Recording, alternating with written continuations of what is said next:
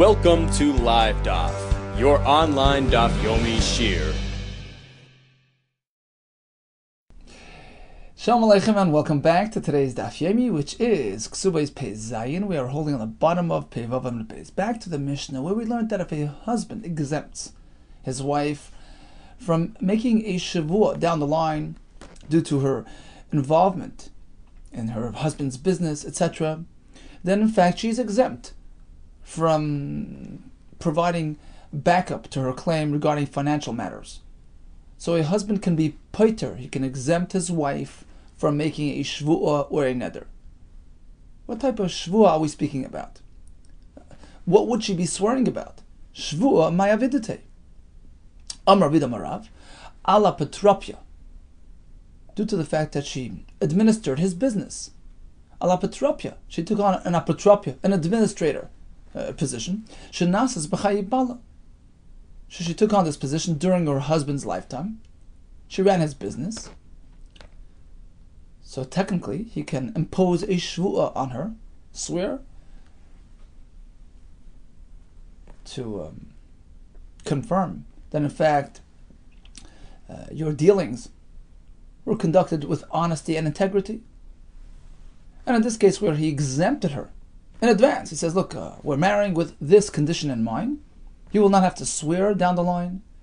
That is the halacha in the Mishnah, in which case she's potter from a shvuah. That's Rabbi Yehuda Marav. Rav Nachman Amar Rabba Baravua. The shvuah pertains to a different thing. Ala pegemes ksuvasa. We're actually going to learn the upcoming Mishnah. Finishes pegemes ksuvasa. She deducts from her ksuba. She acknowledges that she already got, some advance payment towards the ksuba payout, and she wants the rest. He says, no, I already paid you the entire ksuba. She's called a pegemes ksuba, so which we're going to learn is mechayev a shvuah. It obligates her to make a shvuah to support her claim that in fact she's owed the rest. Says Rav Nachman, that in fact is the shvuah being discussed in our Mishnah as well. Not only in the case of apotropia, which is a fairly, simple type of case, where he is the one imposing the shvuah, and he's saying, look, I'm giving up on that right to impose a shvuah on you, which I typically would be able to do. By pegemes, there's an additional chiddush.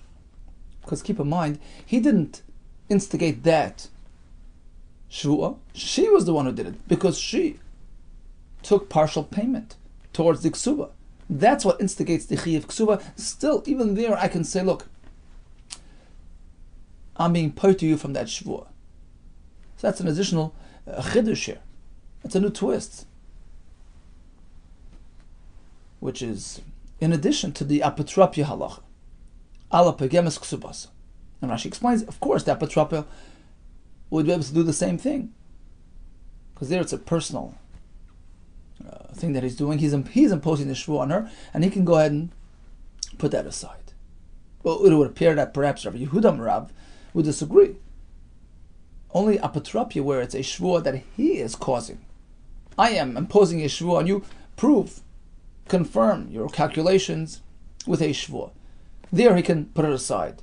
He can forfeit that right. But when it comes to pegemes, perhaps that's something that she is bringing into the equation. Perhaps he cannot go ahead and be poiter that. In fact, Rashi says that according to Rabbi Yehuda, he cannot. But according to Rav Nachman, pegemes works, and certainly the apotropia. Okay, so that seems to be the pshat in the Mishnah. A husband exempts his wife from swearing. What type of shvuah? It can either be the apotropia or the pegemes kesubos. Oh, so Rav Mordechai went along, and Amr Lishmata, he presented the following question. Committed Rav Ashi to Rav Ashi. I have a question on this whole discussion. I fully understand a wife asking her husband, in advance of the marriage, please commit to me in writing that should the day come that we have a dispute regarding the ksuba payout, which would technically obligate me to swear, I want you to give up that right. The maska data, because after all, she's already thinking and anticipating that possibility.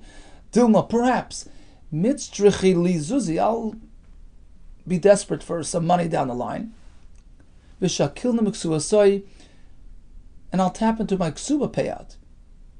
I'll ask you to give me some, advance payment posted towards my ksuba. So having that in mind, she wants to avoid making a shvua, which would result from taking this advance payment. And she tells him, look, ksovli, I want you to commit to me in writing ahead of the marriage, that you will never impose this type of shvua on me. It makes sense that she anticipated this. But, according to the first pshat, he is exempting her from a shvua which would naturally come when she administers his business. Why would she even fathom? Why would she even think of asking for that ahead of time? Is she expecting, a position in his business? Does she really anticipate? Does she expect him to appoint her as a manager? The Amarle, which would compel, which would, trigger this desire that she should turn to him and say, commit to me that you won't impose a shvua on me. Why would she even expect this type of reality? So it's kind of hard to believe that that's the case in the Mishnah, that he's exempting her from the apotropia shvua, which is something unanticipated. Amar le, so Rav Ashi responded, you're 100% right. We misunderstood this discussion before. Atun ahamas nisula. You see, you took Rabbi Yehuda Marav and placed it at the first part of the Mishnah, that a husband exempts his wife from a shvua in the future. What type of shvua? Rabbi Yehuda says we're speaking about apotropia, which is a bit hard to understand. Why would they even anticipate that type of eventuality? Why would they address that unlikely situation? So you have a kasha, right? But it's incorrect. He wasn't referring to that part of the Mishnah. Anan, by us, ahamas ninala. We applied Rabbi Yehuda's interpretation to the next part, the last part of the Mishnah, where the Mishnah clearly speaks about the fact that she was a caretaker of the business, and the husband told her no shvua during my lifetime, and then he passed away, and then the kids took over. And the question is, can they impose a shvua? And the answer is, well, it all depends if she administered the business post death. If she did so, then they have a right to do a shvua now, but otherwise they can't go back and impose a shvua based on her dealings during their father's lifetime, because they never exempted her from that shvua. That's the halach in the last part of the Mishnah, clearly referencing a case where she was indeed appointed as a manager in the business. Holcha mikever badal beisavia. So that's the case in the Seifa of the Mishnah. The husband told her, no shvua during my lifetime, due to your administering my business. He passed away. Holcha mikever badal beisavia. Then she went straight from her husband's burial to her back home, totally disengaged from the business. Or she went back to her in-laws, meaning her husband's home, but and she was totally uninvolved in the business. So in terms of her involvement during his lifetime, he had already exempted her. In terms of her post-death involvement, there was no involvement. Ein hayorshin mashbiin oisa. The yorshim will not have any ability to impose a shvua on her. And the Mishnah continued, V'im nasas apotropia, Yarshin must be an oisa. But if she did take on this position, she maintained her status as an apotropia in the nechasim, which are now the children's. So they have the ability to impose a personal shvua on her, must be an oisa ala osad lavi, anything pertaining to from the moment of death onward, because the husband only exempted her until his death. That's what he said, right? So anything that she did going forward would be, in their domain, and they can impose a shvua.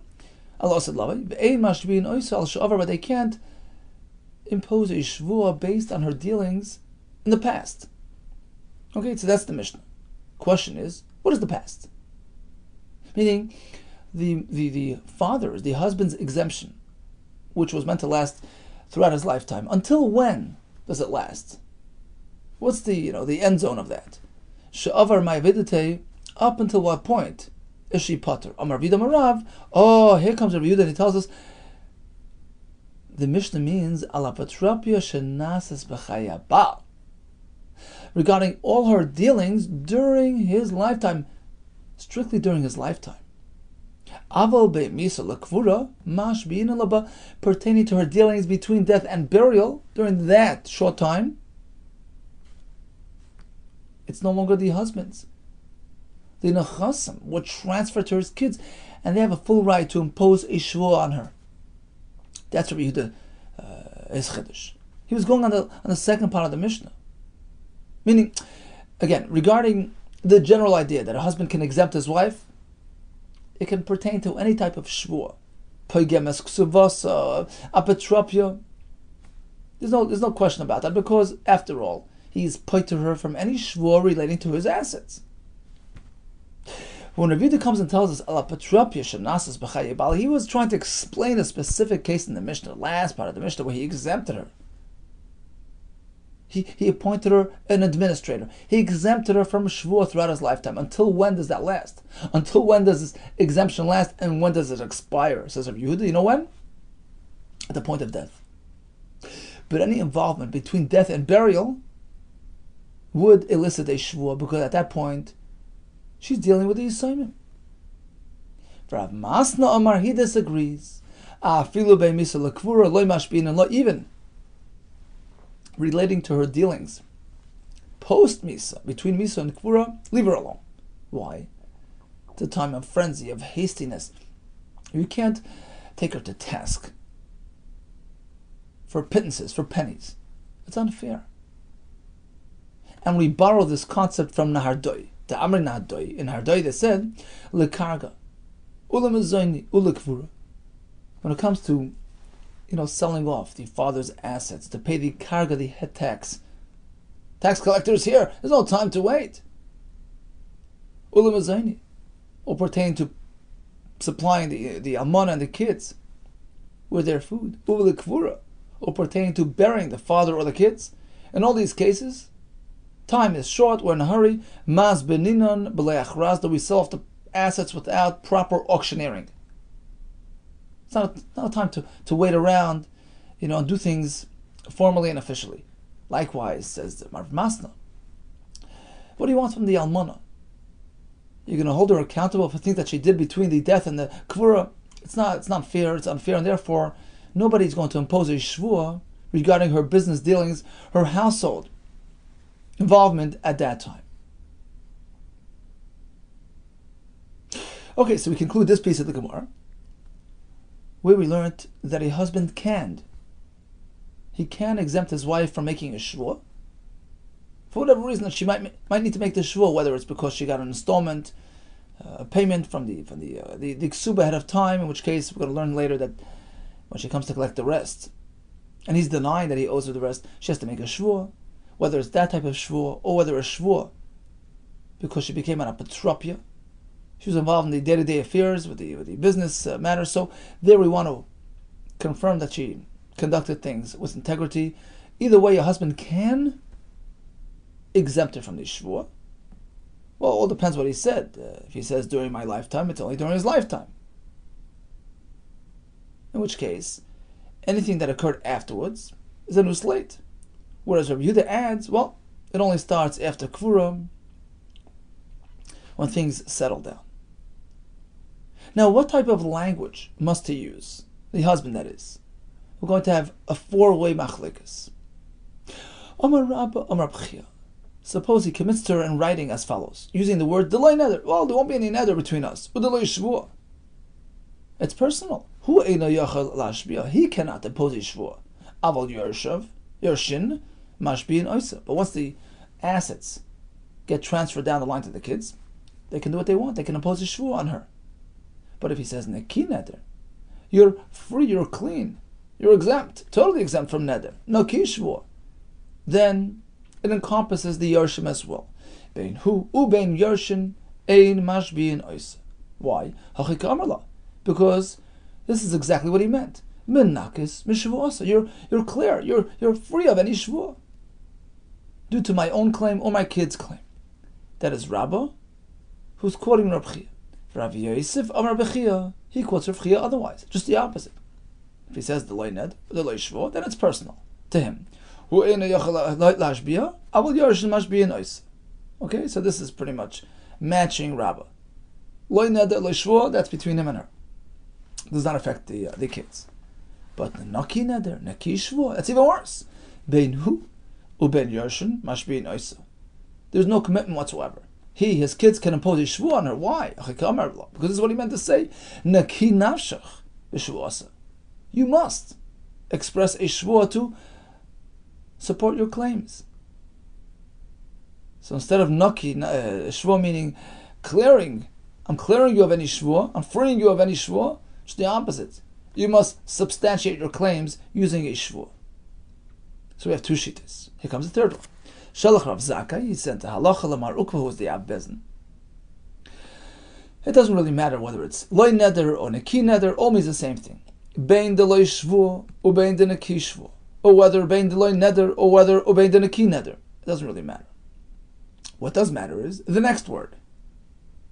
If following this expression, any of these the expressions is followed by the word benichasai, you're free, you're clear, you're exempt from shvuah pertaining to my assets, then it's personal to him. He can't impose a shvuah, but his kids could. However, if he concluded with the words elaine, you're free from any shvuah pertaining to these assets, these properties, then it affects him and his kids as well. Ben hu uben yershav ein mashbiin oisa. So this is shita number 3, Rav Zakkai. No difference between loy shvuah and loy neder and neki neder. Doesn't matter. What matters is the next word. Benechasai is himself. Benechasai elaine. These nechasim affect his kids as well. Here comes shita number 4.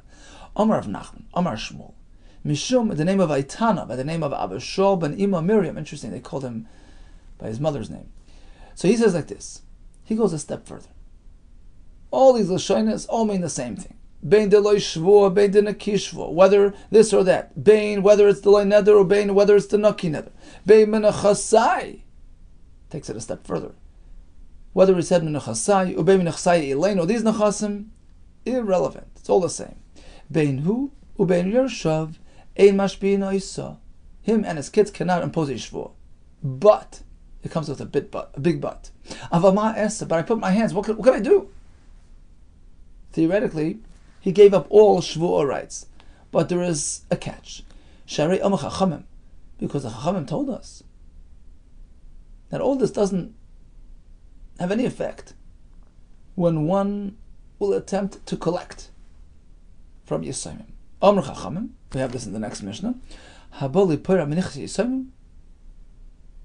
If a Baal Choy, an Ish, whoever it is coming to collect from Yisayim, Lo yipara ela b'shvuah.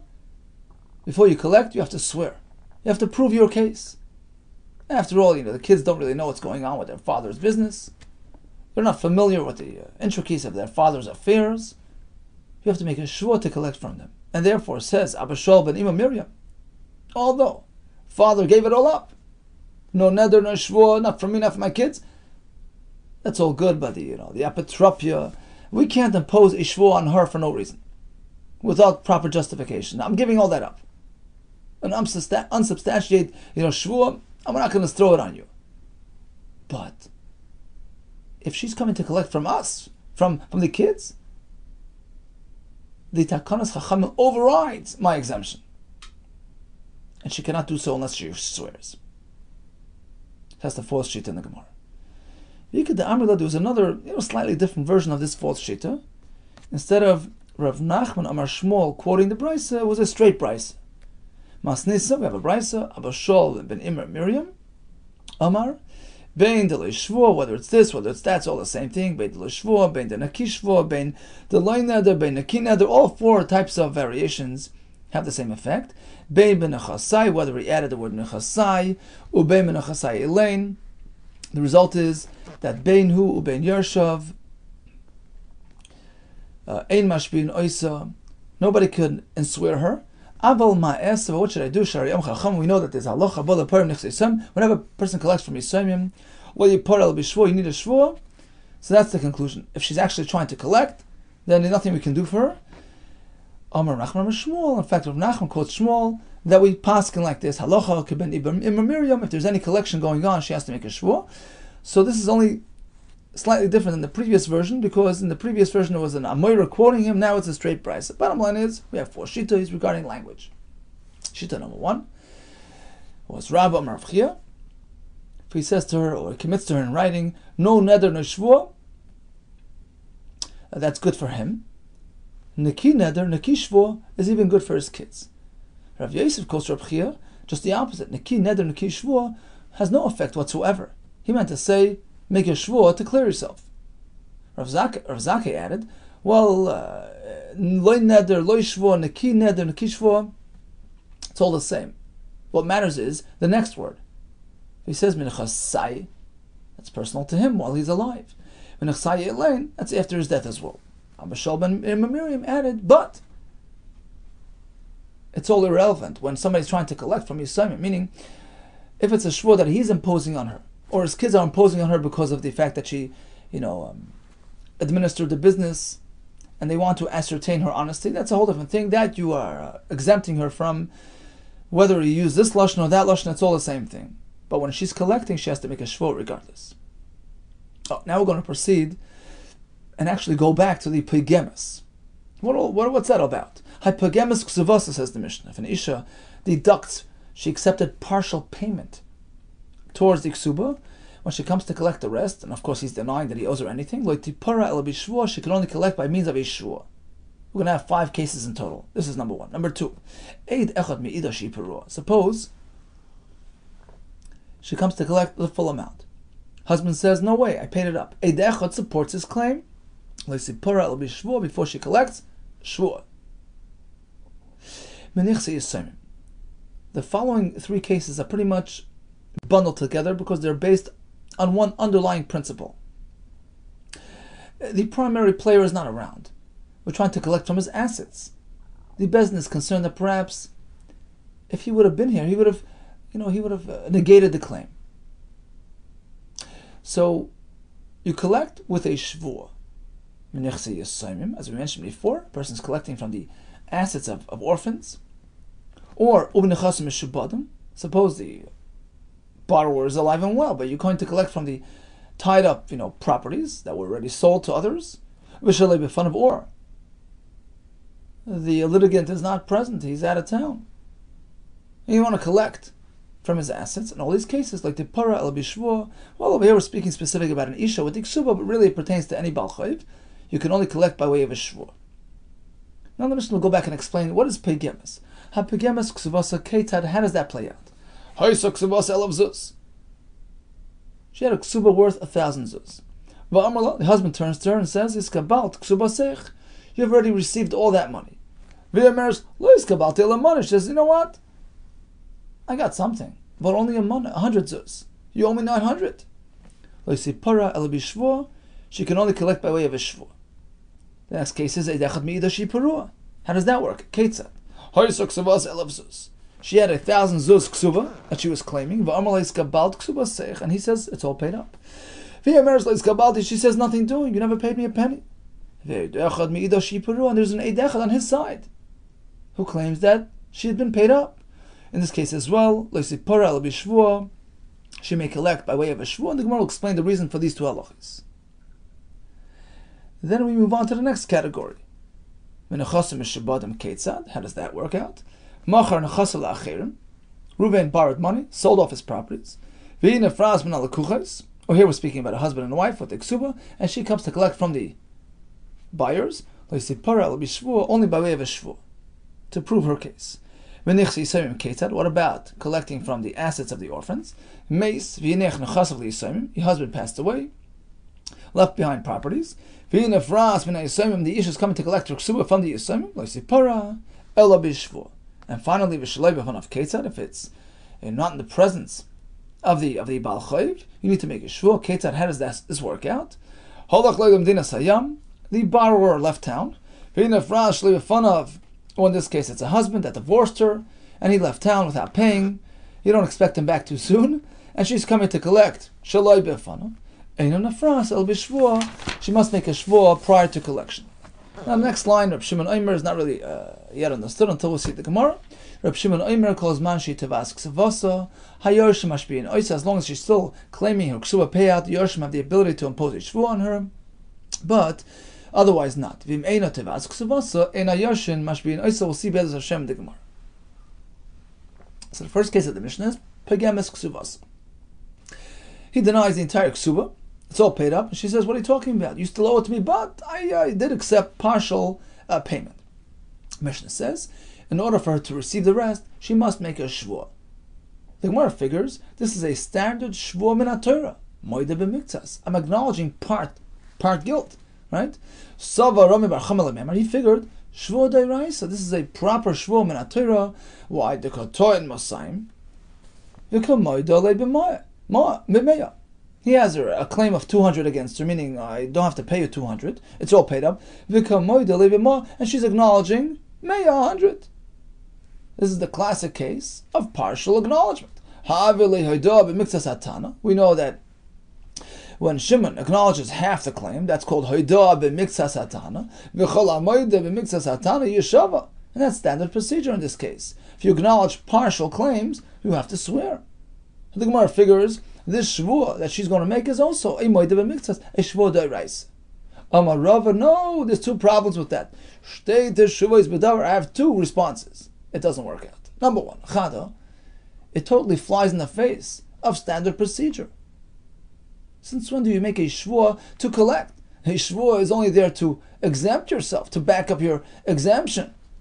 You never find a shvua which allows collection. You're going in the wrong direction. Typically, when you make a shvua throughout the Torah, it's to exempt yourself from payment. Reuben claims 200 against Shimon. And Shimon says, look, I paid you 100. I only owe you 100. I'm pater from 100. Shimon will have to make a shvua for what? For what purpose? What function is that shvua serving? To exempt him from the 100 that he's denying. Rashi says it's based on a pasuk. The shvua is meant to exempt you from payment. That's typical. But here, what's happening? It's the other way around. Why? Who's claiming? She's claiming against the husband. You owe me the money. He's the one saying, well, I don't owe you anything. And she's responding, well, yeah, you paid me part. And I want the rest. Who's making the shvua? Not the husband. She's making the shvua to get the rest. A totally different system. And here, she's making the shvua to take. That's not moide b'miktzas. Void. Another problem. Ein nishboin al kfiras shibud kakors. We know, it's based on a pasuk and Maseches Shvuos and Maseches Bava Metzia. We never make a shvua pertaining to claims and denials pertaining to land, to karka. And here it's exactly what we're doing. The back and forth between husband and wife relates to the ksuba payment. And as we learned many times, the shibut, the claim pertaining to ksuba, rests primarily on land and real estate. Right? So when they're discussing ksuba payments, it's really another way of saying, do I owe you or do I not owe you karka? You never, that should not generate a shvua. We don't swear to claims and denials relating to land. So on account of both reasons, you cannot suggest that the shvua of a pegemes ksubasa is a shvua d'oraisa. Elam arava, you're right, it's only midrabanan. It's a new type of shvua midrabanan. Why does she have to swear? Because we understand human mentality, the paradayik. Typically, a fellow who repays, who pays, who spends money, he's paying good attention to what he's doing.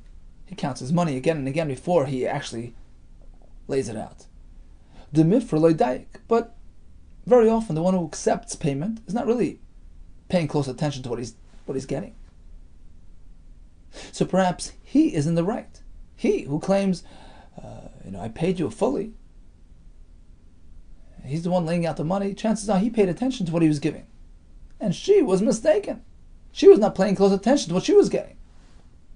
And therefore, chances are sort of tilted in his direction. Therefore, the Rabbanan impose a shvuah on the Isha before she collects the rest. This will compel her to pay close attention to her claim, to make sure that in fact she only got what she thinks she got. Otherwise, she won't make the shvuah.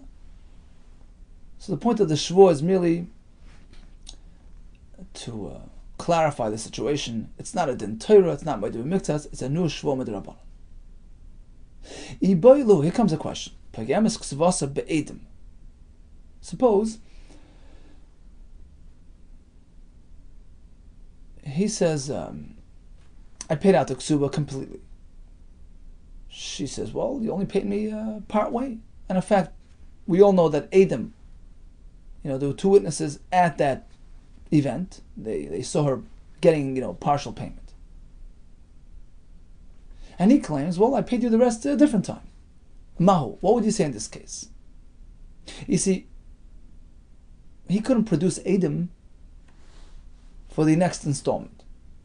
So perhaps the fact that we only have Adam for the first installment, and we see this fellow is a very official, formal type of person. He only does things, with Adam, with a lawyer. So that leads us to think that if in fact he would have paid her the rest, he would have done it formally as well. He would have had Adam, who observed that second installment as well. The fact that he cannot produce Adam is a factor against him. Im Isa de Para. Shall we perhaps assume that if in fact he completed the payout, the Adam have a parla, he would have done it in front of Adam like he did the first time. The fact that we don't have Adam is an indication of sorts that she is right, that she never got paid. Or Dilmo, perhaps you can say, this guy's not such an official person. It's Ramuya, it's Ramale.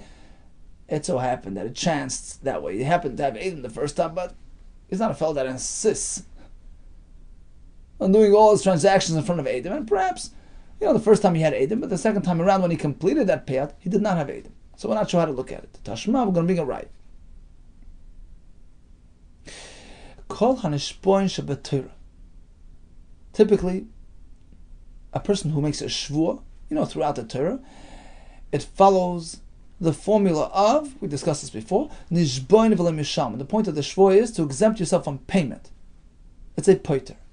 So in our Torah, a shvuah is an exemption. It exempts you from paying. But we have some exceptions. Midrabanan. The following individuals will make a shvuah to collect. Hasacher, v'negzal, v'nechpal. So Sacher is an employee. He claims he wasn't given a salary. The employer says he did. He'll make a shvuah to collect his wages. V'nigzal, a person who claims to have been robbed, he'll make a shvuah to collect. V'nechpal, a person who is physically hurt, he can claim with a shvuah. Suppose Reuben had to make a shvuah min Torah, but it so happens that he's suspect of, swearing falsely. So Bezdin will not want to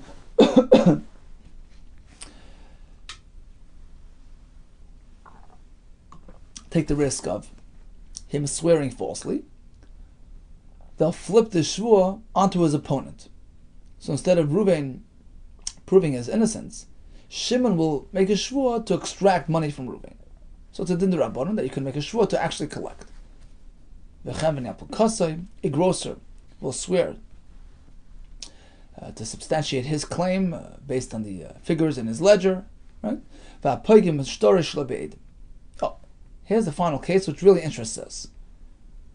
Reuben has a shtar saying that Shimon owes him money, but he acknowledges that Shimon paid him part way. He has no Edom that witnessed that partial repayment. In this case, says the Brisa, he will make a shvuah to collect the rest. Okay, that's the end of the Mishnah. Let's make a diuk. Shaloi be'edem in. Apparently, this only works because there were no Edom who witnessed that first, installment. Be'edim loy. But if there would have been edim there, and now he says, well, I paid you another time, the rest, without edim. Oh, this raises a red flag. If you're such an official person, you pay only with edim, what happened to the edim? We should have seen the next payment. And that's a raya to our shaila. That when we have edim the first time, unless you can produce edim who witnessed the entire procedure, the onus is on you to prove that you paid it. Because if you would have paid it, you would have had edim. Says the Gemara, not so fast. Although the Mishnah mentions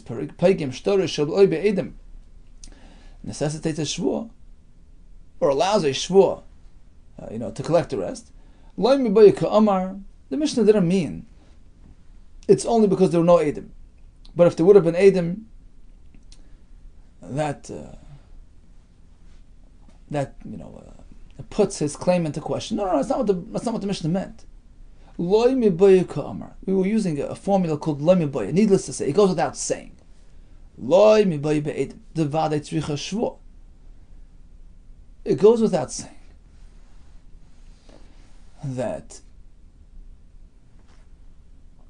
if there are edim who substantiate his claim that he, in fact, already gave him partial payment, of course, in this case, the vadai tzricha shvua, the isha has to swear to get the rest, because we have proof that he paid you part, and now make a shvua to collect the rest that he denies, right? You have to make a shvua to collect it. So that goes without saying. It's pasha, it's simple, that you need a shvua. But perhaps in the case where we have no edim, who can confirm that there was partial payment?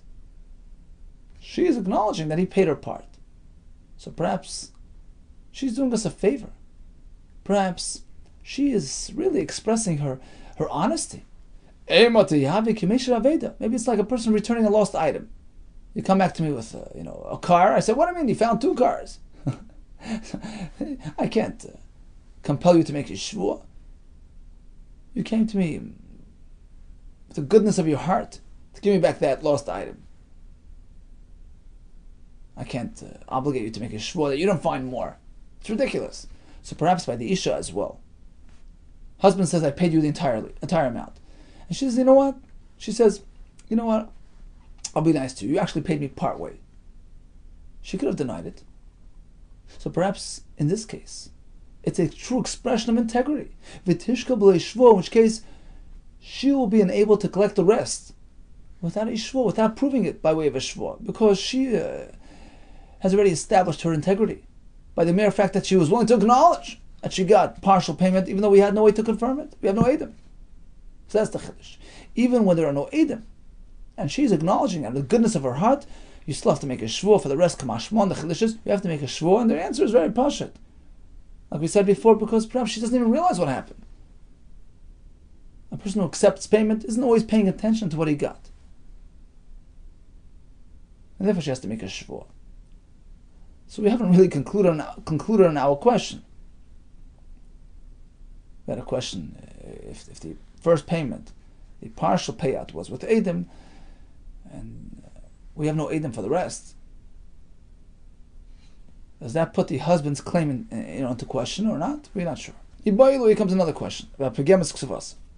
So again, pegemes kesubos is a fellow denies. He says, I paid you the entire kesubos. She acknowledges partial payment. She has to make a shvua. Why? Perhaps she wasn't really, cognizant of the exact amount that she received. But what about if she is displaying extra conscientiousness? Pegemes kesubos pachos mishavat pruta mao. She produces a ledger in which it has a meticulous, itemization of all the monies she had received from him, even amounts less than a shavar pruta, a half a penny, a quarter of a penny, 2 pennies. So you see that she's being so exact in her accounting. Mao, what would you say in this case? She claims you haven't really paid me in full. Does she still have to make a ksuba, a shvua? Mi amrina, shall we say, given the kadaika kuliyai, because she's so exact. Kushta ka'amra, she's speaking honestly. Maybe perhaps she's just pulling a fast one on us. She's pretending that she has it all out. Therefore, she has such a meticulous printout of all the numbers. in order to impress us, but really the same concern applies here as well. Maybe she's not really up to par regarding the exact amount, and therefore a shvuah is in place. Take it, we let it stand. Here comes another question. Let's say she deducts it off the top. He says he paid it out. She says, you haven't paid it out. But by the way, we did have a personal, verbal agreement between us that I will not claim more than half of the ksuba. Right? So he committed to a full ksuba, but she had a verbal agreement that she will never collect more than 50%. And she agreed to it, upon marriage. That's called pecheses ksubos. And you owe me the rest. You owe me the 50%. Now, what do you have in this case? Shvuah or no shvuah? Mi amrina, shall we say, hani pagemes. It's very similar to pagemes, except that over there she acknowledges that there was partial payout, and over here she acknowledges that the chiv to begin with was only on 50%.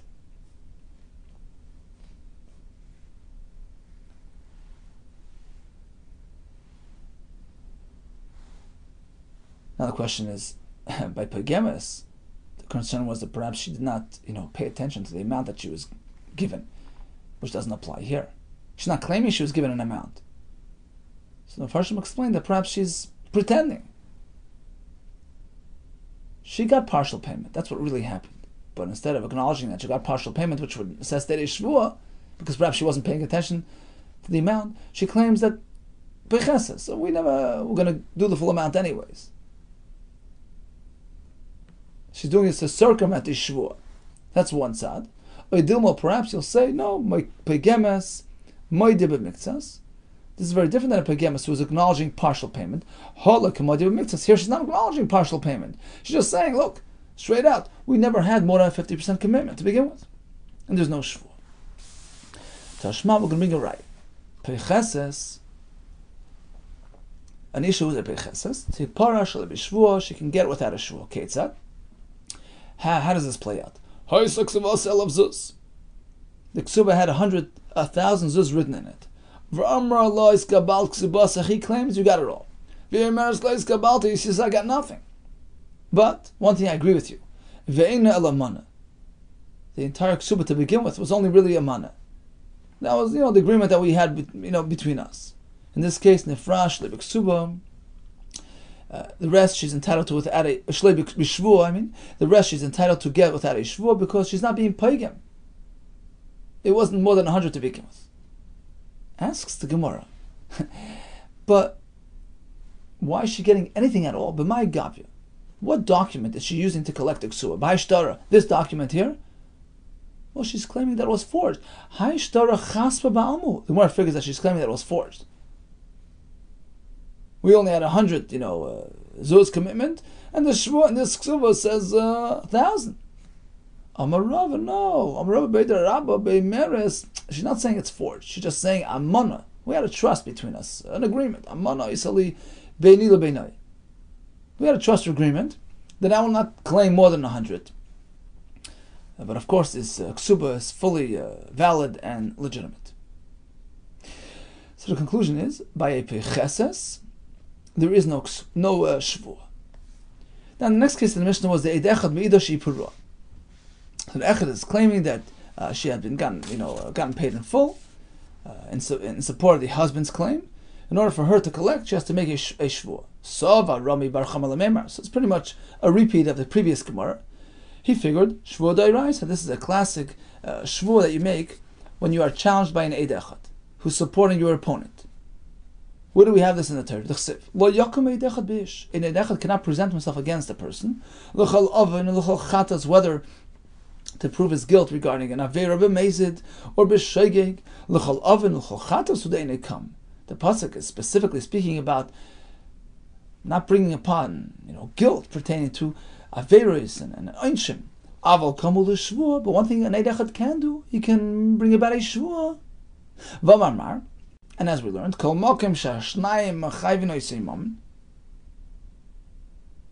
any type of situation where if it is two Eidim that speak against a person, they can obligate payment. The same situation, if it's only one Eid, he can't extract money. He doesn't have that power, but he is mechayev shvuah. If an Eidecher is supporting your opponent, you have to prove your innocence by way of a shvua when it comes to financial matters. Here as well, the Isha must make a shvua to support herself because there's an Eid Echad in support of her husband's claim. So that's what the Gemara figures. It's a shvua min haTorah. Amarava shtei tshuvas b'davar. I have two responses. Chada, number one, the chol hanishbon shebeTorah. Typically, when one makes a shvua throughout the Torah, it's to exempt, not to collect. Nishboin v'eloi mishalman. But here it's the other way around. What is she doing? Nishbaz v'nei tell us. She's trying to collect by way of the shvua. That's not compatible with the Torah. That's not the classic type of shvua.